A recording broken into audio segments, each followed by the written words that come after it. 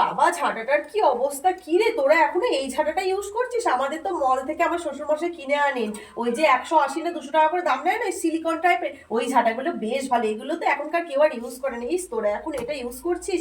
এটা তো একদম যোগ্যই নেই, ফেলে দেওয়ার কথা। এই বাবা, তোরা এখনো সাবান ইউজ করিস? সেই সাবান দিয়ে এখন আমাকে চান করতে হবে? ও মাই গড, আমি আগে জানলে আমার শ্বশুর বাড়ি থেকে নিয়ে আসতাম।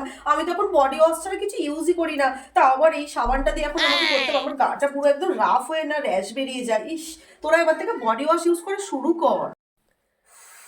জ্ঞানের আর শেষ নেই। এই তো একটা জুস দেখতে পেয়েছি, এটা খাবো রে? না রে, ওটা আইস, ওটার মধ্যে আমরা আইস রাখি।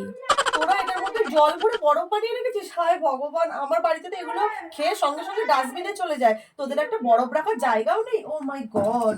তারপরে আবার তোরা এই কফির শিশিতে আবার আচার না কি সব রেখেছিস? আমাদের তো আচারের জন্য সব আলাদা আলাদা কন্টেনার কেনা হয়েছে। মাই গড। দেখি একটা চকলেট খাই। ও মাই গড, তোদের ফ্রিজে একটা চকলেটও থাকে না রে? দেখি এখানে আছে কিনা। এ বাবা, আর আমার ফ্রিজে পুরো ভরে ভরে কোল্ড ড্রিঙ্কস, চকলেট সব আমার শাশুড়ি এনে রাখে, আমার শ্বশুর এনে রাখে।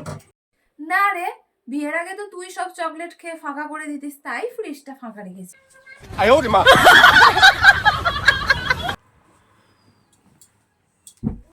কি রে, কি করছিস? আরে পাখা চালাবো বলে রিমোটটা খুঁজছি। রিমোটটা কোথায় গেল? একটু দে না রে, ভীষণ গরম লাগছে।